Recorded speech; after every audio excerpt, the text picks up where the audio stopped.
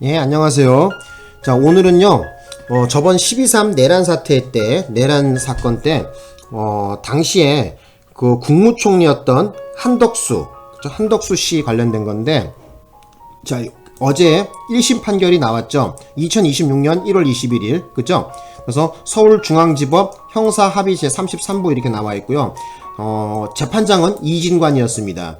이진관 재판장이었었고, 자, 여기에 대해서 보시면은 한덕수 전 국무총리 내란 주요 임무 종사 혐의 제1심 선고의 요지 이렇게 나와 있죠. 자, 여기에 대해서 설명을 좀 드릴 건데 한번 같이 한번 봅시다. 자, 여기 한번 보자고. 자, 판결의 이유에 대해 설명드리겠습니다. 피고인은, 여기서 피고인이라는 것은 한덕수를 말합니다. 네. 내란 우두머리 방조, 허위 공문서 작성, 허위 작성 공문서 행사, 대통령 기록물에 관한 법률 위반, 공용서류 손상, 위증 혐의로 기소되었습니다. 그러니까 총 몇 개의 혐의야? 자, 하나, 둘, 셋, 넷, 그 다음에 5개, 6개, 총 6개의 혐의로 기소가 된 거예요. 여러분들한테 판결문을 이렇게 보여주는 이유는 뭐냐면은 어떤 판결문을 봤을 때 보고 이해한다든지, 그리고 또 판사들이 어떻게 판결을 내리고 결론에 도달했는지에 대한 그런 과정을 보여드리기 위해서 이 판결문을 보여드리는 거거든요. 한번 봅시다. 이러한 공소사실에 대하여 피고인은 위증 혐의의 일부에 한해서만 자백하고 있고 나머지 혐의는 모두 부인하고 있습니다. 그죠? 이렇게 나와 있네요.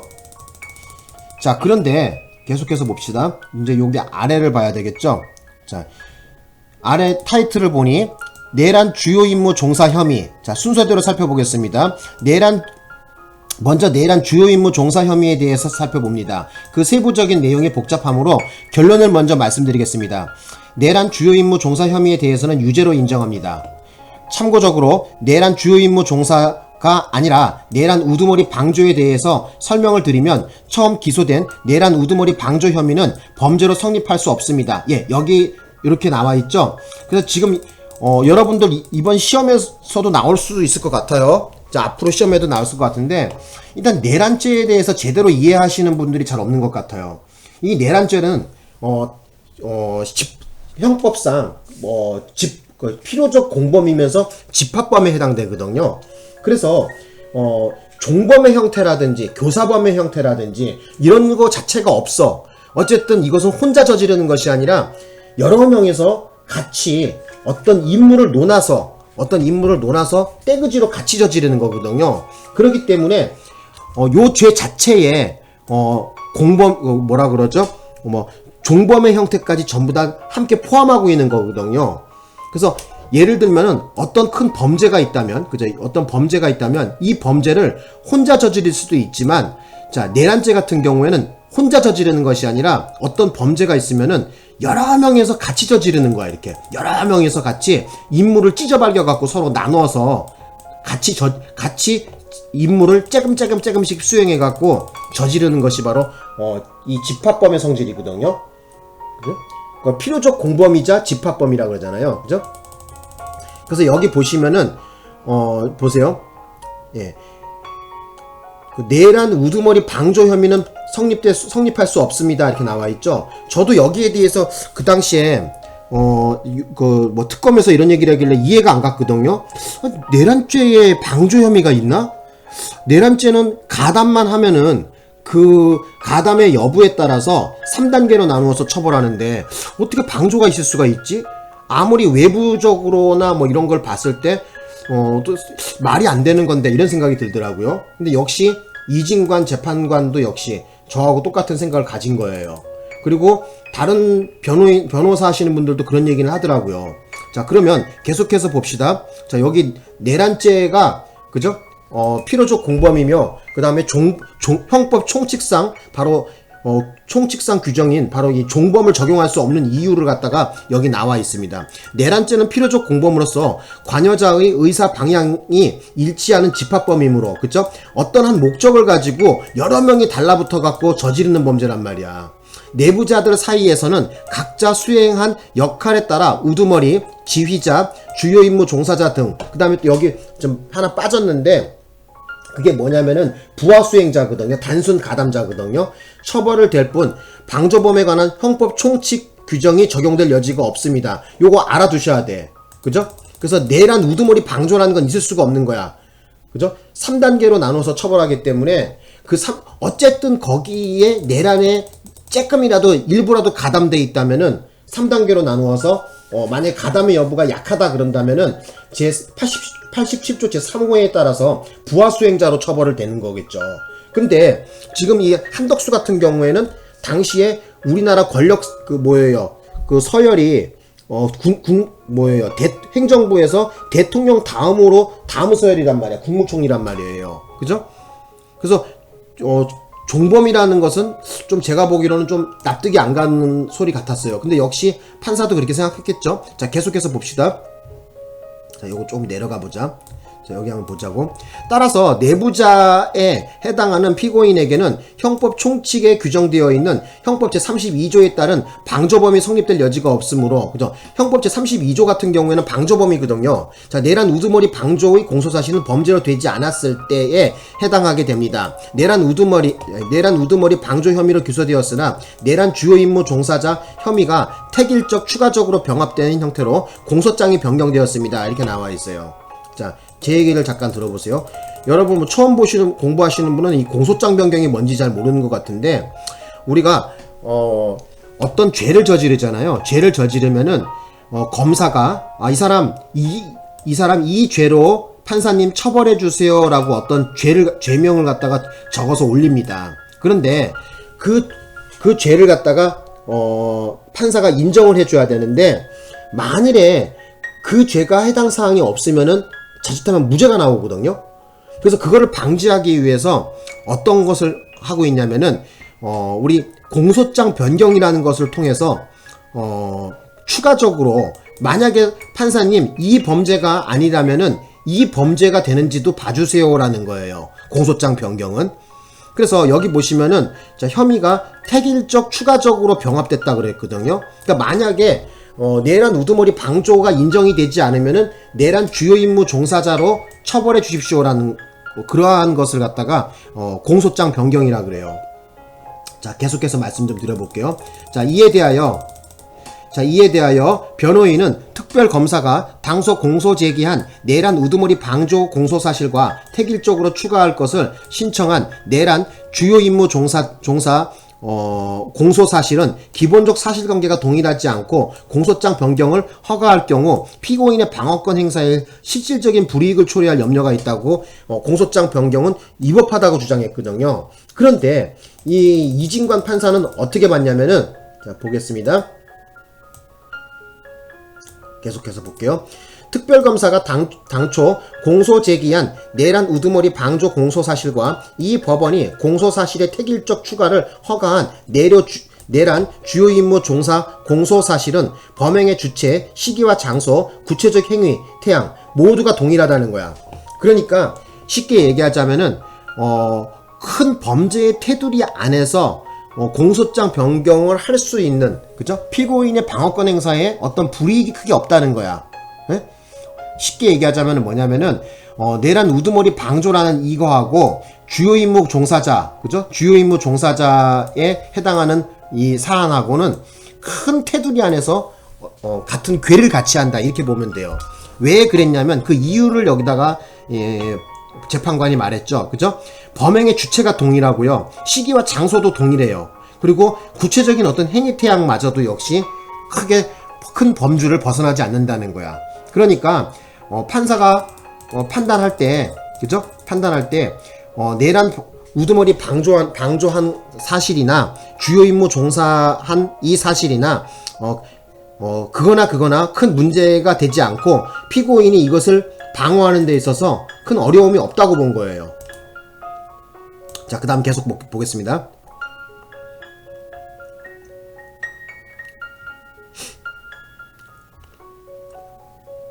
자, 그 다음에 보자. 여기 두 공소사실은 그 법률적 평가를 피고인이 윤석열의 내란 우두머리 범행을 용이하게 하여 방조한 것과 윤석열이 국헌을 문란하게 할 목적으로 일으킨 폭동에 있어 중요한 임무에 종사하는 것으로 달리하지만 이러한 사정만으로 기본적 사실관계가 동일하지 않다고 할 수 없습니다. 그러니까 어떤 기본적 사실관계가 동일하다는 거야. 그죠? 또한 공소사실을 택일적으로 추가할 경우 방어의 대상이 확대되는 것은 이미 예정되어 있으므로 두 공소사실이 동일성이 인정되는 이상 피고인과 변호인의 주장하는 사정만으로 피고인 방어권 행사에 실질적인 불이익을 초래할 능력이 있다고 보기 어렵습니다. 이렇게 나와 있죠. 그래서 따라서 어떻게 한다? 피고인과 변호인의 주장은 받아들여지지 않는다고 판시했어요. 그래서 이번 이 1심 판결에 대한 주요 내용이 뭐냐면은 일단 뭐다?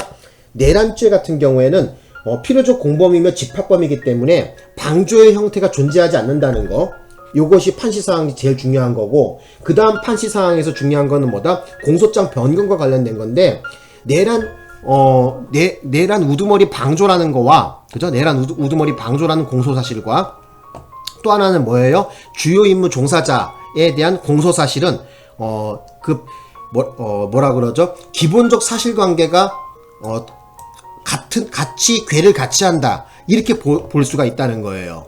그래서 이 경우에 피고인이 이것을 방어하는 데 있어서 어떤 큰 불이익이 있다고 보진 않는다는 거죠. 그래서 여기다가 좀 적어 볼게요. 자, 이 판시한 내용을 자 한번 좀 봅시다. 깨끗하게 할게. 자, 여기 한번 보자고. 그래서 지금 현재 요지가 뭐냐면은, 그죠? 내란 우두머리 방조라는 거 있죠? 이런 것은 존재한다, 존재하지 않는다? 이런 것은 존재하지 않는다. 자, 왜? 그 이유가 뭐야? 그 이유가 뭐예요? 내란죄 같은 경우에는 뭐죠? 바로 방금 말씀드렸지만 필요적 공범에서 바로 집합범에 해당되기 때문에 그 가담의 여부에 따라서 3단계로 나누어서 처벌할 뿐이지, 여기에 뭐 예를 들면 뭐 방조라든지 교사라든지 이러한 형태가 존재하지 않는다는 거야. 되셨나요? 필요적 공범의 집합범이기 때문에 형법 총칙상의 여기다 적어드릴게요. 형법 총칙상의 공범인 뭐 예를 들어서 방조의 형태라든지 교사의 형태라든지 이런 것은 인정되지 않는다. 자, 요렇게 봐야 돼요. 그죠? 되셨습니까? 그래서 어쨌든 요것이 판시사항 중에 하나고요. 또 하나 판시한 것이 뭐냐면은 이번 제1심 판결에서 판시사항이 또 가장 핵심적인 게 뭐냐면은 공소장 변경 관련된 건데, 내란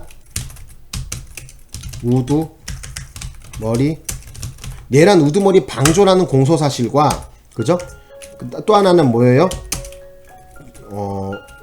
중요 임무 종사자.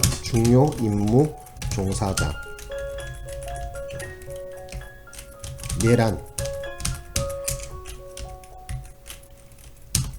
왜 이러냐? 내란 주요 임무 종사자. 요 두 개의 사안이, 그죠? 기본적 사실관계가 동일하다는 거야. 그죠? 이 두 개는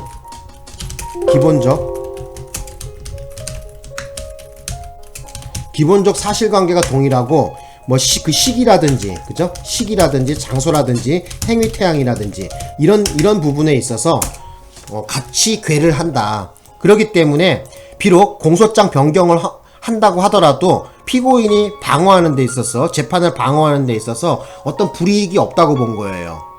되셨나요? 그래서 이 두 개는 기본적 사실관계가 동일하다고 봤어요. 그래서 공소장 변경이 어떻게 된다? 가능하다. 이렇게 본 거죠. 되셨나요? 요걸 좀 알아줬으면 돼요. 그래서 이번 한덕수 판결에 있어서, 제2심 판결에 있어서 공소장 변경이 가능한 거로 봤는데, 내란 우두머리 방조라는 거와 내란 주요 임무 종사자라는 이 두 개의 공소사실은 기본적 사실관계가 동일하다고 봤어요. 그래서 그 증거로서 그 시기라든지 장소라든지 행위태양이라든지 이러한 부분이 어쩌다? 큰 테두리 안에서 괴를 같이 한다는 거야. 예? 그죠? 깨끗하게 해보자. 그죠? 괴를 같이 한다는 거. 여기 나와 있네. 자, 다시 한번 보여드릴게요. 그래서 범행의 주체라든지 시기라든지 장소라든지 구체적 행위 태양이 전부 다 동일하기 때문에 공소장 변경은 위법하지가 않다. 이렇게 봤어요. 그래서 공소장 변경이 맞다. 이렇게 보는 거죠. 자, 그 다음에 또 이제 내란 행위에 해당하는지 여부가 나와 있습니다. 자, 근데 자, 요거 한번 좀 보자고. 요거 내란 행위에 해당하는지 그 여부를, 그죠? 요거를 보기 전에 내란죄에 대한 공부를 잠깐 좀 해봅시다, 우리가. 자, 요거 깨끗이 하고. 제가 몇 개를 좀 타이프를 쳐왔는데, 자, 요거 한번 좀 보자. 일단, 자, 봅시다. 일단, 어떤 우리 범죄라고 할 때는, 그죠? 혼자 저지를 수 있는 것이 있고요. 같이 범죄를 저지를 수가 있는 것이 있거든요. 근데 혼자서도 가능한 범죄는 뭐 있어요? 뭐 예를 들면은 뭐 절도, 강도, 사기 뭐 전부 혼자서도 저지를 수 있죠. 근데 그러한 범죄들도 같이 공범 형태로 저지를 수도 있단 말이에요. 그런데 이 내란죄 같은 경우에는 혼자 독단적으로 떨렁 혼자 서서 저지를 수가 있냐? 그럴 수는 없죠. 그죠? 물론 뭐 거기에 우두머리도 있고 어떤 그 밑에서 중요한 임무를 종사하는 사람도 있고 뭐 단순 부하 수행이라든지 아니면은 단순 가담자도 있다는 거죠. 그런데 이 3단계로 나누어서 처벌할 뿐이지 여기서 형법 총칙상의 공범의 형태를 적용할 수가 없다는 거예요. 그래서 그것도 매우 중요한 핵심 사항이죠. 그래서 여러분들한테 꼭 좀 당부드리고 싶은 것은 내란죄는 필요적 공범인데 그 중에서 집합범이라는 걸 좀 알아두셨으면 합니다. 그래서 단순히 혼자서 떨렁 저지를 수도 없는 것이고요. 그리고 이 내란죄는 뭐 어떤 게 존재하지 않는다? 자, 어떤 형태가 존재하지 않는 것. 그것이 뭐예요? 바로 방조범의 형태는 없다는 거야. 그러니까 제가 보기로는 그 한덕수란 사람이 막 얌전하게 얘기하고 하니까, 그리고 모든 범행 사실을 전부 다 부인하니까 그 특검에서 자신이 없었나 보죠. 이것을 갖다가 범죄 혐의를 밝히는데, 그래서 방조 형태를 갖다 주장한 것 같은데 그건 잘못 헛다리를 짚은 거죠. 방조 자체가 존재하지 않는다는 거야. 그래서 내가 그때도 요 12.3 내란 특강 요 앞전에 동영상에도 제가 그랬어요. 지금부터 1년 전에 특강을 들어보시면 나와요. 이 내란죄 같은 경우에는 필요적 공범 등 집합범이기 때문에 형법상 총칙상 그 규정인 바로 임의적 공범의 형태가 존재하지 않는다는 거야. 그래서 여기 한번 좀 봅시다. 형법 제87조 같은 경우에는 읽어보겠습니다. 내란죄거든요. 대한민국의 영토의 전부 또는 일부에서 국가 권력을 배제하거나 국헌을 문란하게 할 목적으로 폭동을 일으킨 자는 이렇게 규정하고 있어요. 그래서 여기서 말하는 거 있잖아요. 자, 보시면 국헌을 문란하게 한다는 것은 뭐냐면은 헌법기관을 무력하게 만드는 거예요. 헌법기관을 그 능력을 그러니까 그 능력을 사용하지 못하게 한다든지 아니면은 기관이라 그러니까 꼭 무슨 건물이나 무슨 청사를 생각하는 것 같은데 그게 아니라 국회의원 한 명 한 명이 헌법기관이고요. 그죠? 판사 한 명 한 명이 또 뭐예요? 또 헌법기관이에요. 그죠? 그래서 헌법기관이죠. 헌법기관, 이것을 갖다가 무력하게 하는 걸 전부 다 포함하고 있는 거거든요. 그래서 폭동이라는 건 여기서 뭐를 의미하냐면은 뭐 사람들이 우르르 몰려가갖고 뭐 화염병 들고 뭐 거기서 깽판 치고 소리 지르고 뭐 이것도 폭동이겠지만은 권력자가 경찰력이나 아니면 병력을 동원해서 헌법기관을 무력하게 만드는 것도 역시 폭동에 해당됩니다. 근데 지금 현재 형법책 교과서 이런 데 보면은 거기에 대한 내용이 자세히 나와 있는 게 없어요. 그래서 제가 예전에 그 12.3 내란 특강 할 때 그 병력을 동원해서 헌법기관을 무력하게 만드는 것도 폭동이다 이렇게 얘기했더니 웬 어떤 헌법학자인가 뭐 어디서 유튜브에서 막 그러는 거야. 뭐 폭동이 없었다. 그죠? 뭐 다친 사람이 있냐, 뭐가 있냐. 다친 사람이 없어도 상관이 없어요. 어쨌든 이것은 국가적 법에게 해당하는 죄는 전부 다 추상적 위헌범입니다. 그래서 어떤 위험성의 존재만으로, 그죠? 어떤 행위 자체, 존재만으로도 얼마든지 처벌이 가능하고 얼마든지 범죄가 성립하는 거예요. 여기 보시면은 글쎄요, 그 사람들은 제가 보기로는 공부를 좀 덜 한 것 같아요. 한평생 물론 정치적인 목적으로 그런 발언을 할 수도 있겠지만은 모르겠어요. 학자라면은 그런 양심마저도 버리는 사람들은 참 이해가지 않죠. 자, 보겠습니다. 그래서 이 내란죄는 어떻게 처벌하고 있냐면 3단계로 나누어서 처벌하고 있어요. 가담의 여부에 따라서. 그래서 가담 여부에 따라서 3단계로 나누는데 가장 우두머리, 옛날에는 수괴라 그랬어. 그쵸? 내란 수괴라 그랬는데 수괴라는 말을 쓰지 않고 우두머리라고 용어가 바뀌었습니다. 우두머리 같은 경우에는 사형과 무기징역, 무기금고밖에 없습니다. 다른 거는 없어요. 그 다음에 모의에 참여하거나 또는 지휘하거나, 그러니까 참여했거나 지휘하거나 이거예요. 그 밖에 중요한 임무의 종사자, 쉽게 얘기하자면은 제2호에서 말하는 것은 중요 임무 종사자에 대한 얘기야. 이 경우에 사형과 또는 무기 또는 5년 이상의 징역입니다. 그리고 그것이 아니라 단순 가담자, 쉽게 얘기하자면은 단순히 폭동에만 가담하거나 그냥 개똥도 모르면서 그냥 따라다니는 애들 있죠. 부하수행자라 그러거든요. 이 부하수행자 같은 경우에는 3단계로서 5년 이하의 징역입니다. 그죠? 좀 약하죠, 얘는. 그죠? 그런데 지금 1심 판결 나왔던 한덕수 같은 경우에는 어디에 해당되냐면은 여기 지금 나와 있지만은 그 밖에 중요한 임무에 종사한 자, 즉 주요 임무 종사자거든요. 그리고 국무회의를 열어서 국무회의를 열었는데 형식적 요건을 흠결이 있죠. 인원수를 다 못 채웠죠. 그죠? 그잖아요. 인원수를 다 채우지도 않았고 회의록도 남기지 않았어요. 그죠? 모의에 참여하거나 지휘하거나, 그러니까 여기에 지휘에 참여, 그 다음에 이런 중요한 임무의 종사자라는 거는 쉽게 얘기하자면은 뭐냐면은 뭐라 그러죠?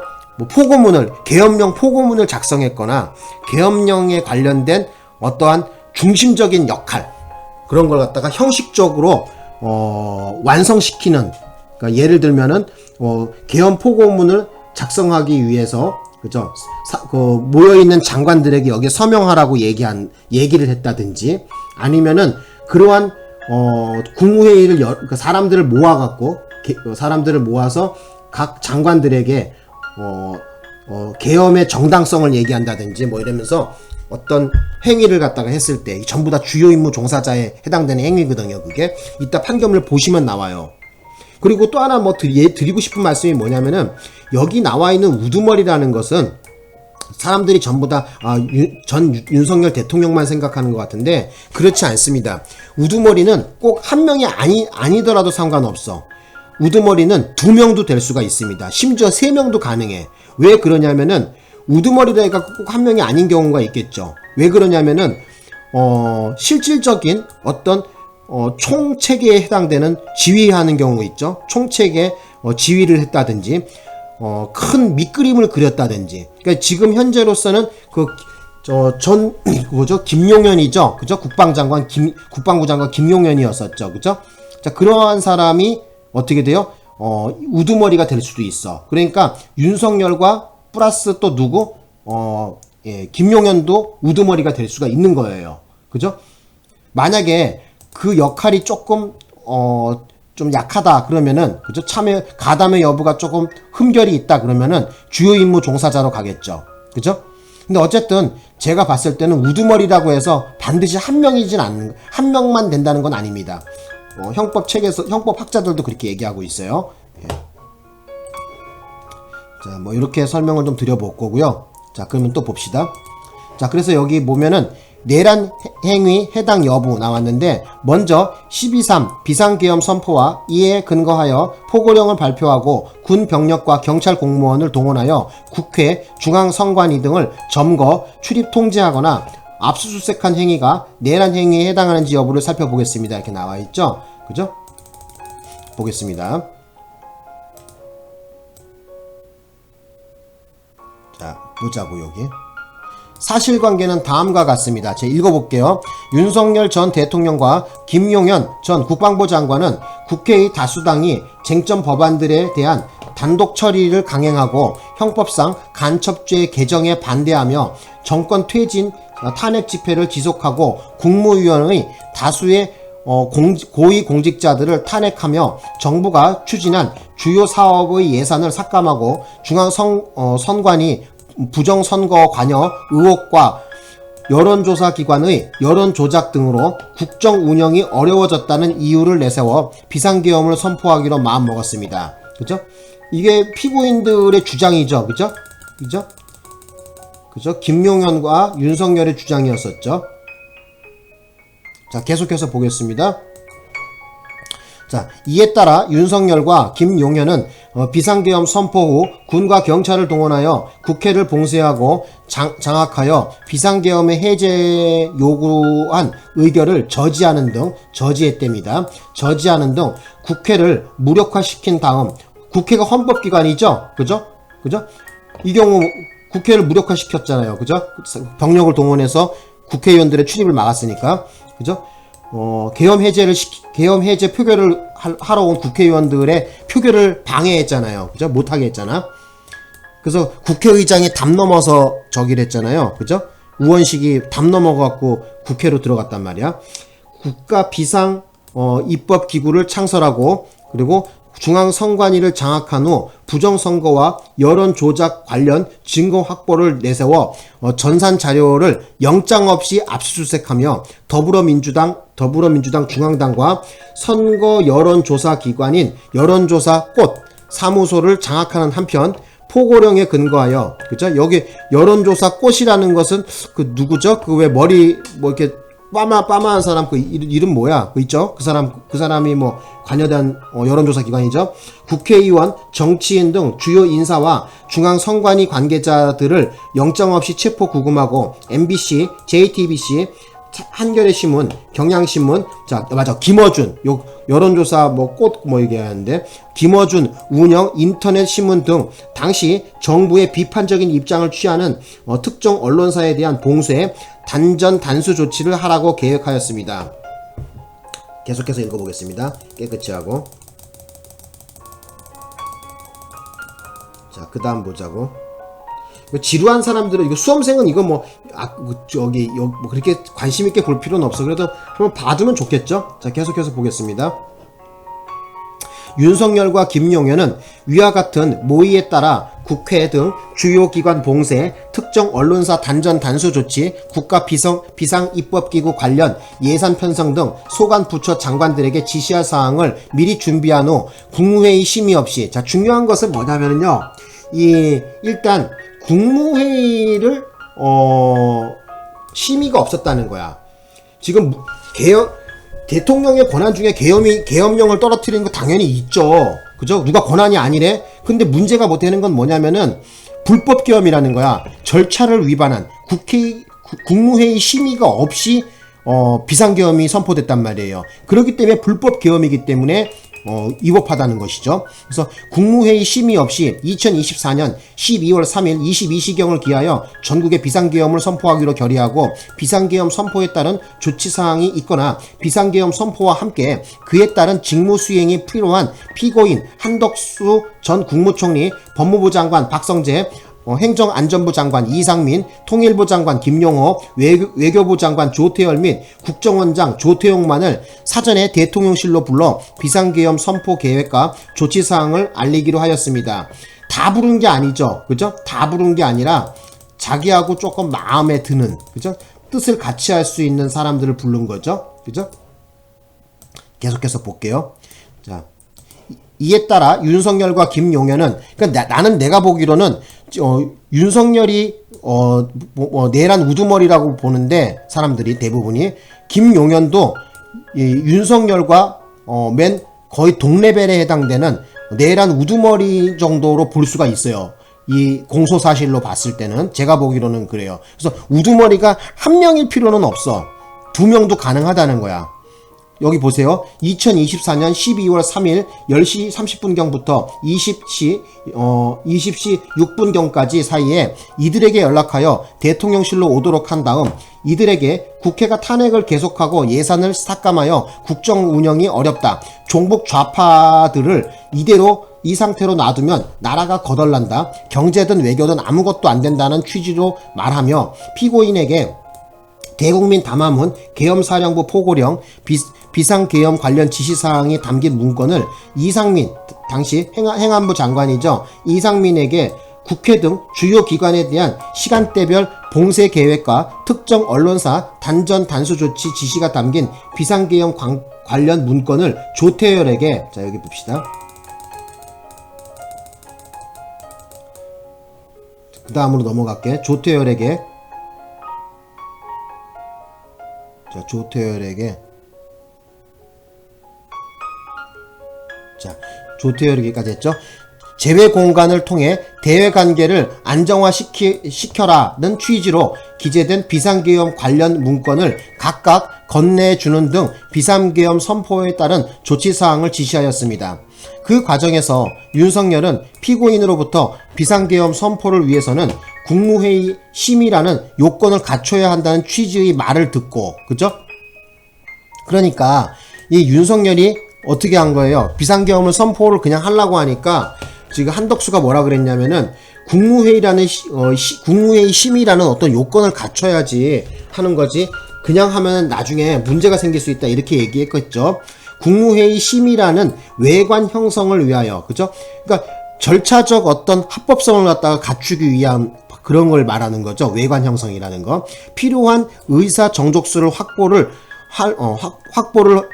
목적으로 대통령 비서실 제1부속실장 강의구와 수행비서 선임행정관 김종환으로 하여금 국무위원 중 일부에게만 연락하게 하였습니다.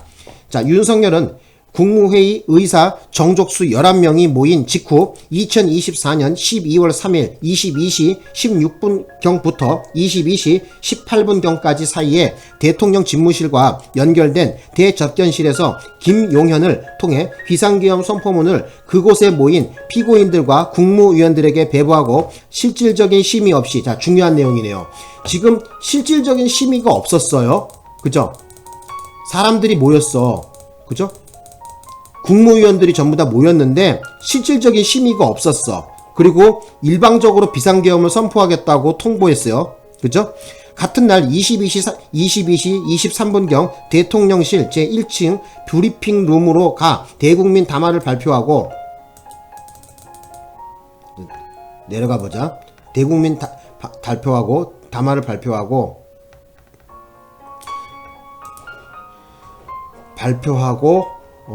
22시 27분경 비상계엄을 선포하였습니다. 그죠? 내가 그때가 10시 반 정도 됐더라고. 내가 얼른 시계를 보니까. 그죠? 그래서 요때 비상계엄이 선포가 됐어요. 그죠? 계속해서 보겠습니다. 이제 계엄사령관 여기서부터 읽어주면 되나요? 자, 계속해서 보자고. 계엄사령관 육군대장 박안수는 2024년 12월 3일 23시 23분경 윤석열, 김용현의 순차 지시에 따라 1. 국회와 지방의회, 정당의 활동과 정치적 결사, 집회, 시위 등 일체의 정치활동을 금한다. 2. 자유민주주의 체제를 부정하거나 전복을 기도하는 일체의 행위를 금하고 가짜뉴스, 여론조작, 허위 선동을 금한다. 3. 모든 언론과 출판은 계엄사령부의 통제를 받는다.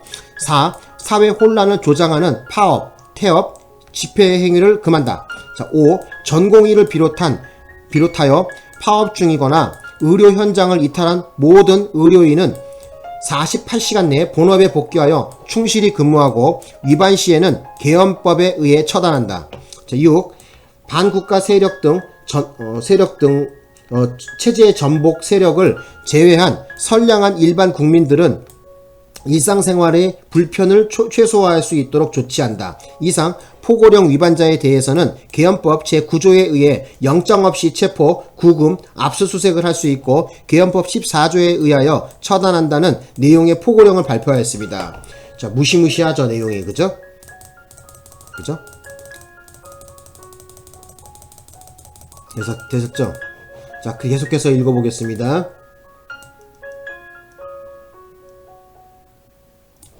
자, 그 다음에 요거 보자. 이제 또. 윤석열은 2024년 12월 3일 22시 27분경부터 다음날 04시 26분경까지 김용현, 박안수, 여인형, 곽종근, 이우, 문상호, 경찰청장, 치안총감, 조지호, 그 다음에 서울특별시 경찰청장 치안정감, 김봉식 등을 통해 성명불상의 군인과 경찰 공무원에게 순차 지시하여 국군 방첩사령부, 육군 특전사령부, 수도방위사령부, 정보사령부 등에 소속한 무장군인 1605명과 경찰청, 서울특별시 경찰청, 경기남부경찰청 등에 소속된 경찰 공무원 약 3,790명 등을 동원하여 국회, 중앙선관위 등을 점거, 출입을 통제하거나 압수수색하였습니다. 이게 나와있죠? 그죠? 계속해서 읽어볼게요.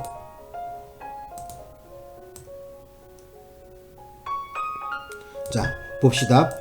다음으로 관련 법 규정을 살펴봅시다. 형법 제87조는 대한민국의 영토의 전부 또는 일부에서 국가 권력을 배제하거나 국헌을 문란하게 할 목적으로 폭동을 일으킨 사람은 다음 각 호의 구분에 따라 처벌한다고 규정하면서 각 호에서 우두머리는 사형, 무기, 징역, 금고 또는 무기금고에 처한다. 모의에 참여하거나 지휘하거나 그 밖에 중요한 임무에 종사한 사람, 주요 임무 종사자죠.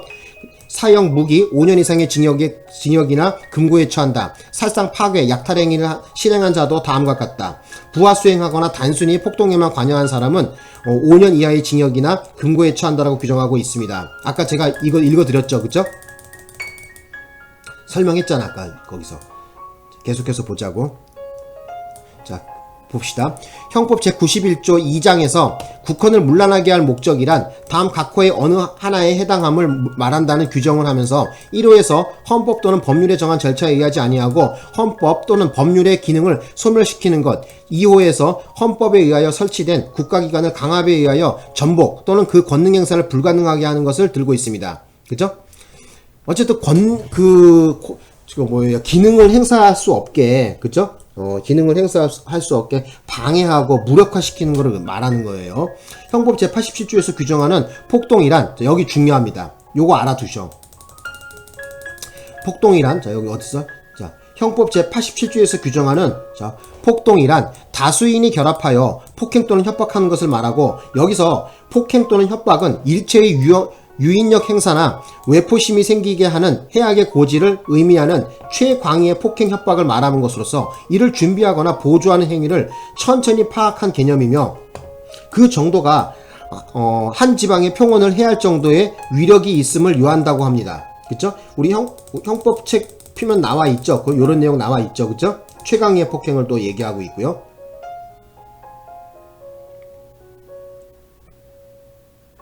자, 여기서 보자. 이제 또 앞서 본 바와 같이 윤석열과 김용현 등은 비상계엄을 선포하고 이에 근거하여 포고령을 발령하였는데 그 포고령은 헌법과 법률이 정한 절차에 의하지 않고 헌법에 의하여 보장되는 의회, 정당제도, 영장주의를 소멸시키고 헌법에 의하여 금지되는 언론 출판에 대한 허가 검열을 시행함으로써 헌법과 법률의 기능을 소멸시키려는 목적, 즉 국헌을 문란하게 할 목적으로 발령한 것이고, 그죠?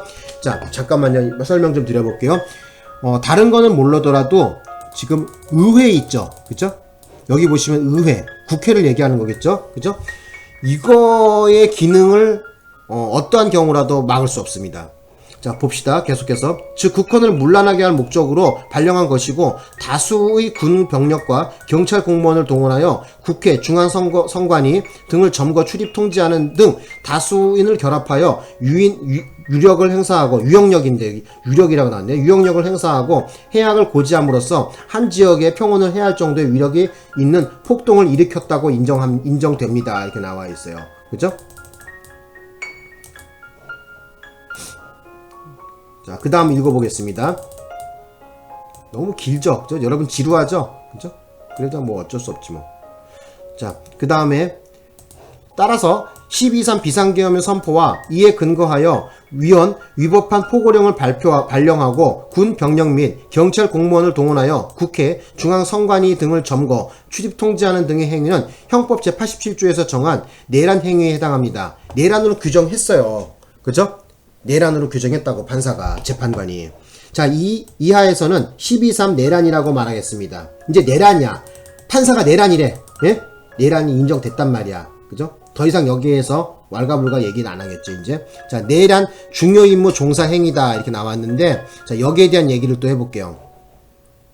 자, 다음으로 내란 주요 임무 종사 행위에 대해서 보겠습니다. 자, 윤석열이 국헌을 문란하게 할 목적으로 일으킨 폭동의 수단으로 선택한 이 사건 비상계엄 선포에 있어 피고인이 국무회의 심의라는 외관을 형성하거나, 그죠? 외관을 형성하거나, 그러니까 국무회의 심의라는 것이 심의를 거쳐서, 그죠? 포고문을 작성하고 거기에 서명을 받아내야 되거든요. 각부 국무위원들, 그러니까 각부 장관들이죠. 그 장관들의 서명을 받아내야 돼요. 외관을 갖춰야 된단 말이야. 그것이 바로 그 절차적 요건에 해당하는 거거든요. 자, 주요한 임무에 종사하는 경우에는 87조 제2호에서 정하는 바에 따라 처벌된다고 할 것입니다. 그렇죠. 여기에 지금 한덕수 판결이잖아요. 그죠? 한덕수는 대통령 다음으로 서열이 높단 말이에요. 근데 이런 양반이, 그죠? 이런 양반이 어떻게 해야 돼요? 그거를 오히려 막지는 못할 망정, 그죠? 그것을 장관들 보고 여기 서명하라고 뭐 얘기를 했다고 나오는데, 보겠습니다. 피고인이 구체적으로 어떠한 행위를 했는지 살펴보겠습니다. 공소장에 많은 행위들이 기재되어 있으므로 먼저 결론을 말씀드리겠습니다. 주요 임무로 인정되는 행위는 국무회의 심의라는 외관 형성에 관련된 행위. 자, 여기에 대한 얘기를 해볼게요. 국무회의를 열어야지만 돼요. 그죠? 국무회의 없이, 그죠? 그냥 윤석열 혼자서 포고령을 발표하고 계엄을 선포할 수는 없어요. 국무회의라는 바로 심의를 거쳐야지, 그죠? 계엄법에도 그렇고 이 국무회의를 열어서 심의를 거쳐야지 돼요. 절차적 정당성이 인정돼야 되거든요. 그런데 지금 이 국무회의 심의에도 흠결이 많죠. 그죠? 인원이 다 충족되지 않았단 말이에요. 자, 거기에 일단 외관에 이 한덕수가 관련되어 있다는 거야. 그죠?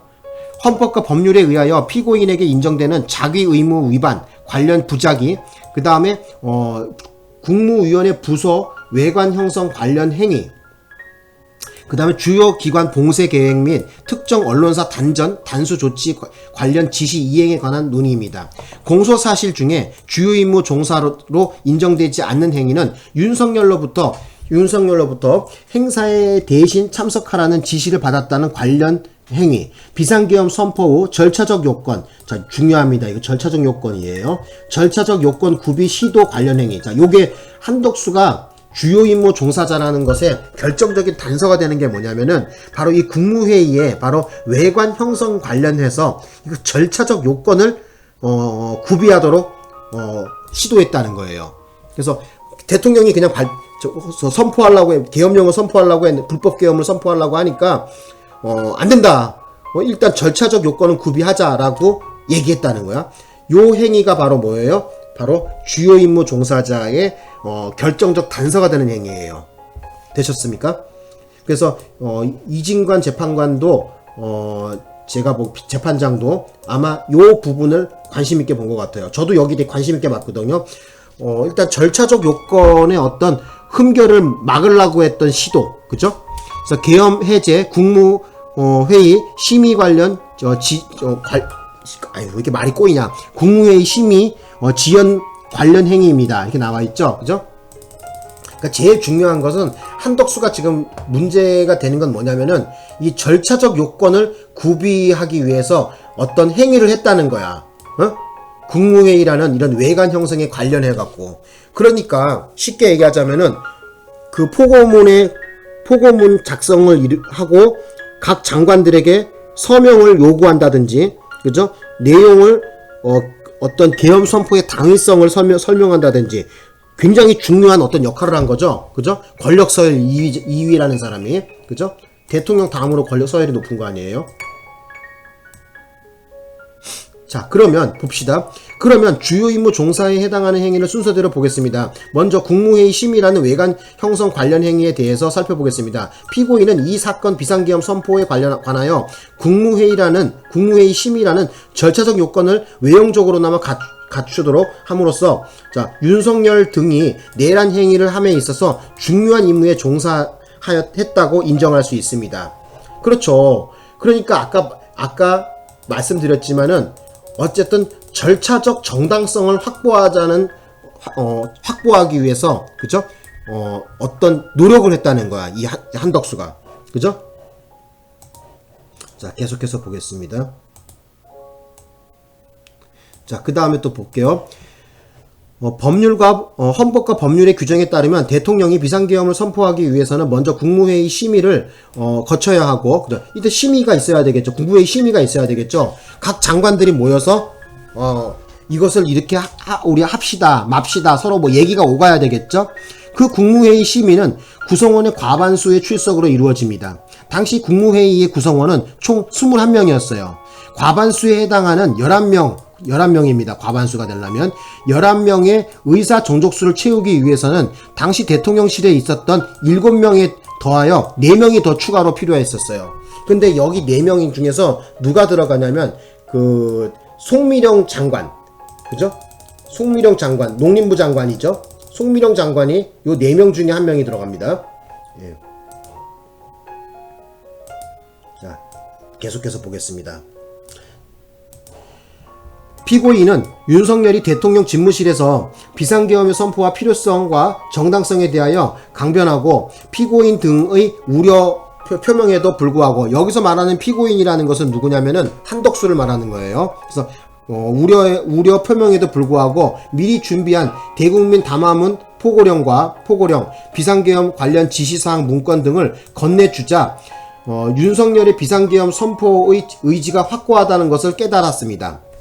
이에 비상계엄 선포를 위해서는 국무회의 심의를 거쳐야 한다는 것을 알고 있었던 피고인은 한덕수에게 하는 거야. 윤석열에게 국무회의 심의를 건의하였고, 그쵸? 그러니까 쉽게 얘기하자면은 대통령님 그냥 이렇게 계엄을 선포하면은 절차 위반이 돼서 나중에 문제가 생깁니다. 그러니까 형식을 갖춥시다 라고 국무회의 심의를 건의했대요, 한덕수가. 그러면 이것만으로도 중요 임무 종사자에 해당되는 거죠. 자, 윤석열이 국무회의 소집에 유보적인 태도를 보이자 일단 그 의사 정족수라도 갖출 것을 제안했답니다. 자, 이것만을 보더라도, 그죠? 엄청나게 관여한 거야. 그 11명을 채우기 위해서, 그죠? 7명이 있었대잖아. 거기에 대통령실에 7명이 있었는데 4명이 더 필요했었어. 4명이. 그래서 윤석열이 비상계엄을 선포하기로 계획한 22시 전에 대통령실로 올 수 있다고 예상한 최상목, 송미령, 조규홍, 오용주, 박상우, 안덕근을 추가로 부르기로 결정하였습니다. 이렇게 나와 있죠. 그죠? 그래서 지금 현재 이 양반들 지금 전부 다 제가 보기로는 문제 조사를 받았다고 하더라고요. 조사를. 그죠? 조만간 이 사람들에 대해서도 공소가 제기되겠죠. 공소가 제기되고 뭐 단순 가담자가 됐던 아니면 부하 수행자가 됐던 뭐 조치가 나오겠죠. 그죠? 그러니까 여기 보시면은 최상목은 당시 누구야? 그 한덕수 다음으로 서열이 높았어요. 재정경제부 장관이죠. 그죠? 예. 그 다음에 뭐 송미령은 농림부 장관이었고, 조규홍이 보건복지부였고, 오용주는 모르겠다. 자, 박상원 건설교통부 장관이 있고요. 안덕근은 모르겠어 누군지. 어쨌든 요런 양반들이었었어요. 그래서 지금 4명이 더 필요한데 몇 명 지금 더 부른 거야? 하나, 둘, 셋, 넷, 다섯, 6명. 6명을 더 부르기로 해. 혹시 못 올 수도 있으니까 넉넉하게 4명을 더 불렀네. 그죠? 2명을 더 불렀네. 자, 계속해서 보겠습니다. 윤석열은 이에 따라 이들 국무위원과 평소 대통령 주재 국무회의에 배석하는 대통령 비서실 소속 수석 비서관급 이상 직원들을 대통령실로 소집하였습니다. 피고인은 대접견실에서 박성재, 이상민과 논의하여 헌법과 관련 법령을 검토한 결과 철저했네. 관련 법령까지 검토했었어? 대단한 놈들이네. 자, 비상계엄 선포를 위해서는 국무회의 심의라는 요건을 갖추어야 하고 의결사항이 아닌 심의사항이라는 것을 재차 확인하였습니다. 그죠? 자, 의결사항이 아니라 심의사항. 같이 논의만 하면 되는 거야. 그죠? 의결까지는 필요 없고 심의라는 거야. 여기 보세요. 자, 의결사항이 아닌 심의사항. 그죠? 피고인은 윤석열이 추가로 소집한 국무위원들의 도착 여부와 무관하게 이미 계획하였던 22시에 비상계엄을 선포할 태세를 보이자 재차 국무회의 심의라는 요건을 갖추어야 하니 의사 정족수가 채워질 때까지 기다려달라는 취지로 윤석열을 설득하였습니다. 그죠?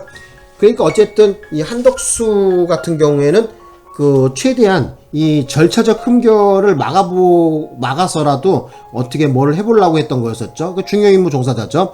김용현과 이상민은 피고인에게 손가락으로 숫자 4 또는 1을 표시하며 국무회의 의사 정족수를 채우기 위해 남은 인원수를 공유하였습니다. 그러니까 비디오에 보니까, 그러니까 동영상 영상에 보니까, CCTV 영상에 보니까 손가락 4개를 이렇게 표시하더라고. 그게 바로 이건가 봐요. 그죠? 이 4라는 숫자 4와 1을 표시해서 얘기하는 건 뭐냐면은 의사 정족수. 그죠? 그죠? 국무위원 의사 정족수를 얘기한 거야. 그죠? 아까 전에 거기 나와 있던 거, 뭐 최상목이, 뭐 송미령이 뭐죠? 그죠? 계속해서 보겠습니다. 자, 여기 송미령 등장하네. 피고인 농림축산식품부 장관 송미령에게 전화하여 22시 전에 대통령실에 도착할 수 있는지를 확인하고 송미령이 그 후에 도착하였다는 취지로 답하자 빨리 올 것을 수차례 재촉했습니다. 국무위원들이 도착 상황을 점검했답니다. 중요임무 종사자지. 그죠? 그 계엄을 어떻게 써라도 흠결이 없도록 노력을 했다는 거죠. 그죠? 계속해서 보겠습니다.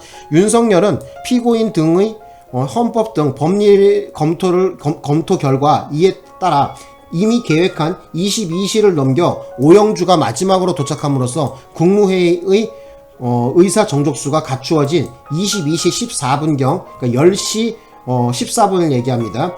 이후까지 비상계엄 선포를 연기하였고 의사 정족수가 갖추어진 직후 김용현을 통해 국무위원들에게 비상계엄 선포문을 배부한 뒤에 이 사건 비상계엄을 선포하였습니다. 나와있죠, 그쵸? 중요임무 종사자 맞네. 자, 계속해서 봅시다. 자, 피고인과, 여기서 말하는 피고인은 한덕수를 말하는 거예요. 피고인과 변호인은 국무위원들의 뜻을 모아 윤석열의 비상계엄 선포를 만료하기 위하여 국무회의를 소집 건의하였고 비상계엄을 반대하였다고 주장합니다. 그런데 대통령실에 있는 회의장에는 원격 영상회의 방식으로 회의를 진행할 수 있는 장치가 갖추어져 있으므로 피고인이 국무위원들의 뜻을 모아 비상계엄의 선포를 만료하고자 했다면 세종시 등지에 있는 국무위원들까지 모두 참석할 수 있도록 국무회의장에서 원격 영상회의 방식으로 개의할 것을 제안한 것이 합리적입니다. 맞는 얘기지. 다 지우고. 길다. 힘들죠. 이제 1시간 넘어가면 이제 종료해야 되는데 이거. 자, 계속해서 봅시다. 그러나 피고인이 원격 영상회의 방식의 국무회의를 제안하였다고 볼만한 아무런 자료가 없답니다. 오히려 피고인은 윤석열이 국무회의 의사 정족수를 갖출 수 있는 일부 국무위원들만을 선별하여 소집하는 데 관여하였고, 쉽게 얘기하자면은 반대하지 않을 사람들, 크게 반대하지 않을 사람들, 약간 좀 성격이 유들유들하거나 아니면 뭐라 그러죠? 그 대통령의 말이라면 쭉도 못 쓰는 사람들, 이런 사람들을 주로 소집을 했겠죠. 불러들였겠죠.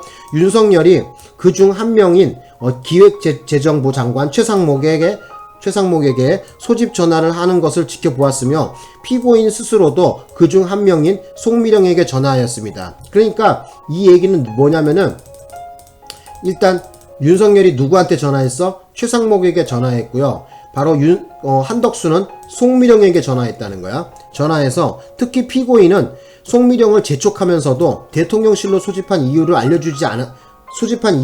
알려주지 않았어요. 왜 여기에 대통령실로 온다는 걸 얘기해 주지 않았어요. 송미령이 비상계엄 선포 관련 국무회의를 한다는 사실을 알게 되면 송미령이 대통령실로 오지 않아 의사 정족수가 갖추어지지 않음으로써 윤석열이 이 사건 비상계엄을 선포하지 못하게 될 것을 우려하였다고 보입니다. 그죠? 봅니다. 이렇게 나와 있죠. 그랬겠지. 그죠? 또 여자 장관이고 하니까 뭐 크게 그런 거 좀 용기가 좀 자신이 없고 용기가 나지 않아서 안 올 수도 있겠죠. 그래서 그것을 많이 우려했겠죠. 피고인은 윤석열에게 비상계엄 선포에 대한 우려를 표명하였을 뿐 명확히 비상계엄 선포에 반대한다고 말하지 않았고 비상계엄 선포에 반대한다고 말하지 않았답니다. 그죠? 추가로 소집한 국무위원들이 대통령실에 도착했음에도 그들에게 비상계엄 선포에 관한 의견을 말해보라거나 자신은 비상계엄 선포에 반대한다거나 윤석열에게 반대 의사를 표시하라는 취지로 말하지 않았습니다. 그런 것도 없었죠. 쉽게 그러니까 자기 얘기는 대통령이 비상계엄 한다고 하는데 이거는 아닌 것 같다라고 반대하고 이런 것이 없었다는 거야. 그죠? 그래놓고 나서 그냥 자기 머릿속 생각으로만 반대했다는 얘기죠. 자, 피고인은 윤석열이 비상계엄을 선포하기 위해 이석한 이후에서야 최상목에게 자신도 반대했다는 취지로 강변하였을 뿐 조태열은 외교부 장관입니다. 대통령 집무실에서 윤석열에게 비상계엄 선포에 관하여 반대 의사를 표시할 때나 최상목, 조태열이 직접 대접견실에서 일어나 윤석열에게 반대 의사를 표시할 때에도 별다른 의견 표명을 하지 않았고, 그쵸?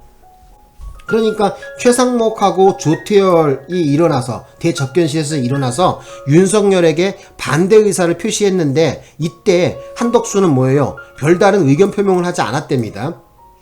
자, 최상목이 대통령 집무실에 들어와서 설득해 보겠다고 말할 때에도 자신의 휴대전화를 사용할 뿐 별다른 관심을 갖지 않았습니다. 이게 핵심이죠. 그러니까 쉽게 얘기하자면은 그래도 최상목이는 반대를 했네. 그죠? 최상목이는 대통령님 이런 거 하시면 안 됩니다 라고 가서 집무실에 들어가갖고 뭐 얘기를 했다는 거야. 설득해 보겠다고 뭐 이런 말도 했다는 거야. 최상목이는. 그런데 계속해서 보겠습니다. 피고인은 한덕수 얘기하는 거야. 국무회의 의사 정족수가 채워져 윤석열이 비상계엄을 선포하러 나갈 때에도 윤석열을 만류하지 않았고 오히려 윤석열에게 국무회의 심의를 마쳤다는 취지로 고개를 끄덕였어요. 이런 경우에는 쉽게 얘기하자면은 윤석열과 같은, 그죠? 내란 우두머리랑 같이 한 배를 탔다고 봐야 되겠죠? 자, 계속해서 보겠습니다. 자, 피고인 김용현이 비상계엄 관련 문건이 들어있는 서류 봉투를 찾으러 대접견실로 들어왔을 때에도 김용현을 만류하지 않았고 오히려 김용현에게 그 서류 봉투를 건네주었습니다. 그런데 피고인과 국무조정실장 방기선의 진술에 따르면 피고인은 평소 윤석열이 비상계엄 선포 사유로 든 국회의 탄핵소추와 예산삭감, 쟁점법안 단독 처리 등이 국정 운영에 어려움을 초래하고 있다는데 공감해 왔다는 것인 바, 이러한 사정까지 고려하면 당시 피고인이 별다른 반대 의사를 표명하지 않았던 것은 윤석열이 주장하는 이 사건 비상계엄 선포의 필요성과 정당성에 동의했다는 거야. 그리고 그 실행에 지지했다는 거로 보입니다. 그러니까 쉽게 얘기하자면은 윤석열이 막 그랬겠지. 그래서 막 야당 좌파 놈들 새끼들 때문에 내가 국정 운영을 못 해먹겠다. 그러니까 이래해서 계엄을 선포해야 되겠다. 이런 얘기를 했나 보죠. 그랬더니 어떻게 됐어? 한덕수는 거기에 대해서 그 필요성과 정당성에 동의했고 실행을 지지했다. 이렇게 본다는 거죠. 그죠? 재판관 이진관의 입장이에요. 이진관뿐만 아니라 옆에 배석 판사도 이런 생각을 가졌겠죠. 누가 봐도 그런 느낌이 들죠. 그죠? 자, 계속해서 보겠습니다. 자, 이러한 사정을 고려하면 피고인 윤석열의 비상계엄 선포가 확고하다는 것을 깨닫고 필요성과 정당성에 동의하여 이 사건 비상계엄 선포에 필요한 국무회의 심의라는 절차적 요건을 형식적으로나마 갖춤으로써 윤석열 등 내란 행위에 있어서 중요한 임무에 종사하였다고 봄이 타당합니다. 그렇죠. 그래서 제가 말씀을 드리는데 어쨌든 이 한덕수의 입장은 그죠? 윤석열의 어떤 생각과 어느 정도 궤를 같이 했다고 봐요. 그죠? 그러니까 아까 전에 최상목이가 가서 대통령님을 설득해 보겠습니다라고 얘기까지 했단 말이야.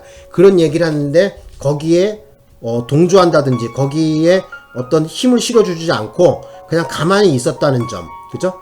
그 점이 결국은 문제가 되는 거겠죠. 자, 여기까지 하고 좀 쉬었다가 좀 할까요? 지금 1시간이 다 돼 가거든요.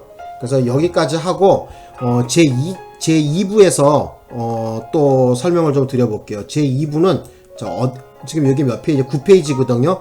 제2부에서 그러니까 또 설명을 좀 드려볼게요. 제2부에서 강의할 내용은 뭐냐면은, 읽어드릴 내용은 뭐냐면은, 헌법과 법률에 의하여 피고인에게 인정되는 자기 의무와 관련 부작위에 대해서 살펴보겠습니다. 이렇게 나왔네요. 그래서 그러니까 한덕수의, 그죠? 피고인 한덕수의 자기 의무가 무엇인지, 그러한 부작위에 대해서 어떠한 점이 형법상 구속요건을 충족하는지에 대한 얘기를 설명을 드려보겠습니다. 자, 일단 1부 여기서 마치겠습니다. 긴 시간 고맙습니다.